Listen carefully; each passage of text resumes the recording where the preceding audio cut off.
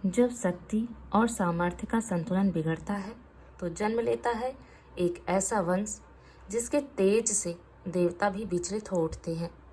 यह है उस गौरवशाली और भयावह हय्य राजवंश की कथा, जो इतिहास नहीं, एक चेतावनी है। नमस्कार, स्वागत है आप सभी का रुचि ज्ञान Ganga audio book YouTube channel पर। यहाँ आप सुन रहे हैं the legend of the goddess book का हिंदी रूपांतरण, एक दिव्य गाथा जो हमें आत्मशक्ति, भक्ति और विवेक का बोध कराती है। चलिए आरंभ करते हैं। भाग 6, श्लोक या छंद 6, जिसका शीर्षक है हय्य राजवंश।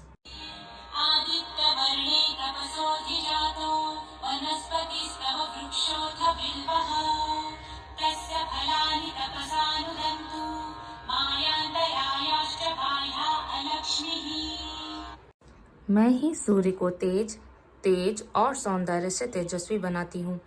सूर्य में ध्वनि के सार के रूप में उपस्थित दिव्य वेदों को मूर्त रूप देते हुए मैं ज्ञान की सभी वस्तुओं को प्रकट करती हूँ, यहाँ तक कि भूतकाल और भविष्यकाल को भी। मैं पूर्वजों, देवताओं और मनुष्यों की शाश्वत आँख दृष्टि हूँ।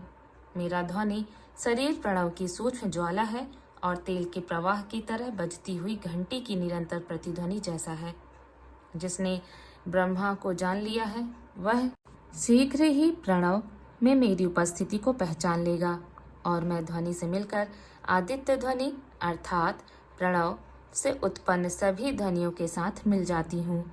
ऋषिगण मेरे नाम आदित्य वर्ण के इन सभी विभिन्न अर्थों से परिचित हैं। आज की यात्रा इंद्र की नियमित यात्राओं में से एक थी और कोई भी कल्पना नहीं कर सकता था कि इससे एक नए राजवंश की शुरुआत होगी।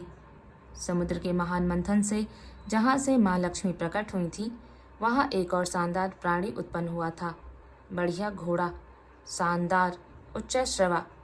जबकि लक्ष्मी ने विष्णु को अपना पति बना लिया था। इंद्र अमरावती के प्रमुख, जहाँ देवता रहते थे, को श्रद्धांजलि के रूप में उच्चैःश्रवा दिया गया था।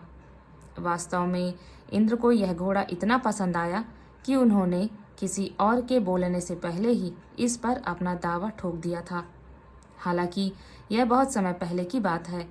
इंद्र अभी भी उच्चैःश्रवा से ऊब नहीं पाए थे, जो उनके जैसे किसी व्यक्ति के लिए असामान्य बात थी, क्योंकि इंद्र एक आकर्षक व्यक्ति थे, यहाँ तक कि एक व्यभिचारी भी थे और हमेशा हर चीज में विविधता चाहते थे। लेकिन वे उच्चैःश्रवा से इतने मोहित और प्रभावित थे कि उन्होंने वेदों में भी उनका उल्लेख करवाया। यहाँ तक कि अब शुभ मंत्र स्वस्ति वाचन में भी इंद्र के आग्रह पर घोड़े की स्वीकृति शामिल थी। वे घोड़े की कभी भी पर्याप्त प्रशंसा नहीं कर सकते थे और उन्हें दोष नहीं दिया जा सकता था, क्योंकि उच्चैःश्रवा वास्तव में विशेष था। और क्यों नहीं, क्योंकि कुछ मामलों में वे लक्ष्मी के भाई थे, क्योंकि दोनों ही समुद्रा मंथन के समय उभरे थे। उस दिन भगवान विष्णु और माँ लक्ष्मी पहले से ही सुंदर सुबह की सर्दियों की धूप में बैठे थे। सुंदर ढंग से सजा हुआ यह बगीचा पारिजात, रात्रि चमेली के पेड़, कदम्ब, बरफ्लावर के पेड़, गार्डेनिया और अंजीर के पेड़ों से भरा हुआ था। शरद ऋतु ने अभी अभी सर्दियों का मौसम शुरू किया था और कुछ पेड़ों पर पत्ते अभी कोमल थे। यहाँ वहाँ कुछ फूलों की पंखुड़ियाँ, विशेष रूप से लवेंडर, चमेली, गुलाब और कुछ पेड़ों की पत्तियाँ घास के आलीशान बिस्तर पर बेतरतीब ढंग से बिछी हुई थीं। इंद्र ने घोड़े को उतारा और उसे बांधने के लिए एक पेड़ के पास चले गए, लेकिन विष्णु ने संकेत दिया कि घोड़े को छोड़ दिया जा सकता है। इंद्र के लिए एक विशेष आसन की व्यवस्था की गई और विनम्रतापूर्वक बातचीत करने के बाद विष्णु ने एक बीते युग की घटना का वर्णन करना शुरू किया। जब उच्चैःश्रवा चले गए, धीरे धीरे लक्ष्मी के पास आकर बैठ गई। सूरज की रोशनी में चमकता उसका बर्फ सा सफेद कोट उसके नीचे की मांसपेशियों की तरह लहर को उजागर कर रहा था। उच्चैःश्रवा के कान कभी कभी फड़फड़ाते थे, मानो हवा के साथ ताल मिला रहे हों, जैसे कोई नृत्य सिर्फ वे ही साझा कर रहे हों। और अपनी बड़ी बड़ी मासूम आंखों से उसने लक्ष्मी की ओर एक शांत नजर डाली। घोड़ा शान का प्रतीक था, कुछ हद तक मंत्रमुग्ध लक्ष्मी ने उच्चैःश्रवा को थपथपाना शुरू कर दिया। उसने विष्णु को पूरी तरह से अनदेखा कर दिया, जिन्होंने पहले ही उसे 2 बार पुकारा था। यह जानबूझकर नहीं था। अपनी ही दुनिया में मग्न उन्हें एहसास ही नहीं हुआ कि इंद्र और विष्णु दोनों ही अपमानित महसूस कर रहे थे। विचारों में खोई लक्ष्मी अपने भाई घोड़े के साथ एक लंबी और मौन बातचीत कर रही थी। मैंने तुम्हारे जितना सुंदर कोई नहीं देखा है। हे उच्चैःश्रवा, तुम अब तक पैदा हुए सभी घोड़ों में सबसे अच्छे हो। विष्णु ने इंद्र और फिर लक्ष्मी की दिशा में देखा। उन्हें उम्मीद थी कि दिव्य माता उनकी बातचीत में भाग लेंगी, उनके प्रश्न का उत्तर देंगी, लेकिन वे उच्चैःश्रवा की प्रशंसा में पूरी तरह खोई हुई थीं। विष्णु ने लक्ष्मी को कभी इस तरह नहीं देखा था। यह पहली बार था। उनके चेहरे पर थोड़ी सी अस्वीकृति की छाया उभरी। वे एक पल के लिए स्थिर हो गए। चाहे यह उनकी दिव्य लीला थी या इतिहास का निर्माण, यह किसी के लिए भी समझ से परे था। चूंकि तुम्हें यह घोड़ा इतना पसंद है, विष्णु ने अपनी आवाज में क्रोध के साथ कहा, तुम घोड़ी बन जाओ। यह सुनकर लक्ष्मी पूरी तरह चौंक गईं। उन्होंने विष्णु में कभी क्रोध का एक अंश भी नहीं देखा था। उन्हें विश्वास नहीं हो रहा था कि हमेशा मुस्कुराते रहने वाले विष्णु किसी से इस तरह बात कर सकते हैं। उन्हें श्राप देना तो दूर की बात है। इंद्र भी अचंभित रह गए। तुरंत माफी मांगते हुए वे घोड़े पर सवार होकर चले गए। उन्हें लगा कि ऐसे शब्द बोलना विष्णु की ही लीला होगी, और इंद्र का अनुमान भी गलत नहीं था, क्योंकि लक्ष्मी अब धरती पर घोड़ी के रूप में जन्म लेंगी और यह हैय नामक एक अद्भुत राजवंश की शुरुआत होगी। सबसे वीर है राजा कार्तवीर अर्जुन थे, जिन्हें सहस्त्रबाहु के नाम से भी जाना जाता था, क्योंकि उनके पास 1000 भुजाओं की शक्ति थी और उन्होंने रावण सहित सबसे शक्तिशाली राजाओं को हराया था। हैय ने नर्मदा नदी के तट पर महिष्मती, वर्तमान मध्य प्रदेश में एक शानदार शहर की स्थापना की। इसलिए यह कोई आश्चर्य की बात नहीं थी कि इस वंश के राजाओं में से एक, जिसे मुचुकुंद के नाम से जाना जाता है, भगवान राम के पूर्वज होंगे, जो बदले में विष्णु के अवतार थे और उस अवतार में वियोग की पीड़ा झेल रहे थे, क्योंकि उनकी पत्नी माँ सीता का रावण द्वारा अपहरण कर लिया गया था। राम और सीता 13 महीने की अवधि के लिए अलग हो गए थे। हमेशा मुक्त और उन्मुक्त विष्णु ने कर्म के नियमों का पालन करने के लिए सहमति व्यक्त की थी, क्योंकि राम के रूप में उन्होंने मानव रूप में जन्म लिया था। राम और सीता के अस्थायी अलगाव के अन्य कारण भी थे, और आज विष्णु का श्राप उनमें से एक था। अभी के लिए बैकुंठ में एक अलग कहानी सामने आ रही थी, क्योंकि माँ लक्ष्मी ने विष्णु से अपना श्राप वापस लेने का अनुरोध किया था। लक्ष्मी ने कहा, उच्चैःश्रवा मेरा भाई है और मैं उसे देखकर खुश थी। मेरा आपका या हमारे अतिथि का कोई अनादर करने का इरादा नहीं था। मुझे पता है कि आप मुझे ऐसे श्राप कभी नहीं देंगे, चाहे जो भी कारण हो। क्या वह नियति किसी और तरीके से पूरी नहीं हो सकती? हे मासूम, विष्णु ने देवी का हाथ पकड़ते हुए कहा, आप समय के चक्र में एक अपरिहार्य तीली हो। मैं तुमसे इस समय मुझ पर भरोसा करने के लिए कहता हूँ। आप अकेले ही इस भूमिका को निभाने में सक्षम हो। विष्णु ने उन्हें बताया कि पूरी प्रक्रिया को तेज करने का सबसे अच्छा तरीका शिव का आवाहन करना है, और उन्होंने कहा कि साधना की पवित्रता से समझौता न करने के लिए, चूंकि लक्ष्मी विष्णु की पत्नी थी, यह बेहतर होगा कि ब्रह्मा उन्हें पूजा की प्रक्रिया के बारे में सलाह दें। एक पल की भी देरी किए बिना उन्होंने विष्णु से विदा ली और तुरंत ब्रह्मा के निवास के लिए रवाना हो गई। शांत और धैर्यवान ब्रह्मा ने पूरी घटना सुनी और लक्ष्मी को सलाह दी कि वह हर दिन शिव को 10,000 बिल्व फल चढ़ाएं और जब तक शिव प्रकट न हो जाएं तब तक ऐसा करते रहें। उत्सुक होकर लक्ष्मी ने बिल्व फल चढ़ाने का महत्व पूछा, क्योंकि हर दिन 10,000 बिल्व फल लाना एक कठिन काम होने वाला था। ऐसा इसलिए है क्योंकि आप विष्णु की पत्नी हैं, ब्रह्मा ने कहा, और मैं सलाह देता हूँ कि आप अपने स्त्री शक्ति के साथ शिव का आवाहन करें, न कि केवल एक भक्त के रूप में। बिल्व फल के साथ? ब्रह्मा ने उत्तर दिया, हाँ, और कथा सुनाई कि बिल्व फल शिव को क्यों प्रिय है। सदियों पहले समुद्र मंथन से बहुत पहले सर्वोच्च ऊर्जा वाली माता पार्वती एक बार योगिनियों अपनी साथी ऊर्जाओं के साथ खेल रही थीं।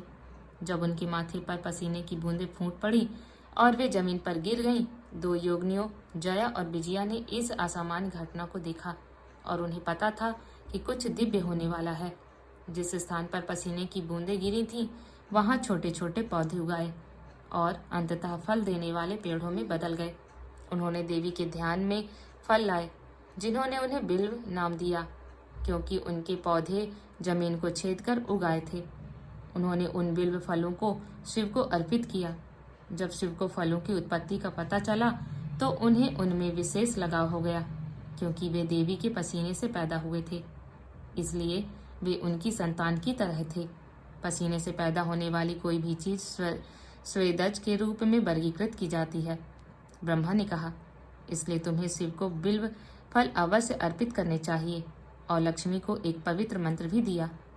सलाह मानते हुए उन्होंने प्रतिदिन शिव को 10,000 बिल्व फल अर्पित किए। एक दिन को छोड़कर जब उनके पास फल समाप्त हो गए और अभी भी 2 और चढ़ावे बाकी थे। अपनी साधना को बीच में छोड़ना नहीं चाहती थी, इसलिए उन्होंने सोचा कि एक महिला, एक माँ, एक संगिनी या एक साधिका के रूप में वह केवल अपने शरीर के अंगों को काटकर शिव को अर्पित कर सकती हैं, और इसलिए उन्होंने अपने स्तनों को अंतिम 2 अर्पण के रूप में प्रस्तुत करने के इरादे से पास में रखा एक चाकू उठाया। लक्ष्मी के उस विचार पर अमल करने से पहले ही शिव तुरंत अपने अर्धनारीश्वर रूप में प्रकट हो गए। यह कैसा नजारा था! कपूर के रंग का पूरी तरह से गढ़ा हुआ शरीर, बाघ की खाल पहने हुए, अपने शरीर के आधे हिस्से को आदि देवी के रूप में एक वस्त्र में ढका हुआ, जटिल रूप से बुने हुए कपड़े और आभूषणों से सजे हुए, और दूसरा आधा पुरुष का प्रतिनिधित्व करता है। शिव ने धीरे से बात की और श्री से कहा कि इस अभिशाप से मुक्ति पाने का एकमात्र तरीका यह है कि वह एक बेटे को जन्म दे। लक्ष्मी ने बहुत चिंता में व्यक्त किया कि तीनों लोकों में एकमात्र व्यक्ति जिसके साथ वह कभी अंतरंग हो सकती हैं, वह विष्णु हैं। शिव ने उन्हें आश्वस्त किया, हे देवी, सागर की पुत्री, अपनी चिंताएं छोड़ दो। मैं तुम्हें दुनिया के भगवान विष्णु को भेजूंगा। वह एक राक्षस के रूप में आपके पास आएंगे। अपनी इच्छाओं को पूरा करने के लिए घोड़ा चुने। देवों के देव मधुसूदन घोड़े के रूप में आपसे बहुत अधिक जुड़े रहेंगे, और जैसे ही आप एक पुत्र को जन्म देंगी, आप बैकुंठ वापस चली जाएंगी। तब भगवान विष्णु ने हयग्रीव के रूप में अपने अवतार में, जहां उन्होंने घोड़े के सिर के साथ एक मानव शरीर धारण किया, लक्ष्मी नामक घोड़ी के साथ संभोग किया और हय्य वंश की शुरुआत की। शिव द्वारा दिए गए वचन को पूरा करने पर लक्ष्मी ने फैसला किया कि उन्हें वैकुंठ वापस जाने से पहले ब्रह्मा से मिलना चाहिए और उनके द्वारा दिए गए मार्गदर्शन के लिए अपना आभार व्यक्त करना चाहिए। लेकिन उनके आश्चर्य से बहुत कुछ हुआ। ब्रह्मा ने उनकी प्रशंसा करना शुरू कर दिया। आप केवल लक्ष्मी नहीं हैं, आप दिव्य माँ हैं, आप देवी हैं, आप पार्वती हैं, कोई अंतर नहीं है। आप सभी स्त्री ऊर्जा की उत्पत्ति, अंत और कुल योग हैं। सभी धन, समृद्धि और ऐश्वर्य केवल आपसे ही हैं। जब आप समुद्र से प्रकट हुई, उन्होंने आगे कहा, आपके भौतिक रूप के साथ श्री सूक्तम के माध्यम से आपका ध्वनि रूप भी प्रकट हुआ था। हे देवी, मुझे आपकी महिमा का गान करने और शक्तिशाली भजन के 6ठे श्लोक को जीवंत करने की अनुमति दें। और शानदार रत्न, सिंदूर, हल्दी, सबसे अद्भुत व्यंजनों, मीठे और नमकीन का एक बड़ा भोज अर्पित करते हुए उन्होंने देवी को सिंहासन पर बैठाया और श्री सूक्तम के 6ठे श्लोक का जाप किया। आदित्य वर्णे तपसोधि जातो वनस्पतिस्त्व व्यक्षोस्था बिल्वः तस्य फलानि तपसानुदन्तु मयंतराश्च बाह्या अलक्ष्मी। हे भव्य और तेजस्वी देवी, आपकी महिमा और तपस्या के परिणाम स्वरूप बिल्व जैसे पवित्र पौधे अस्तित्व में आए हैं।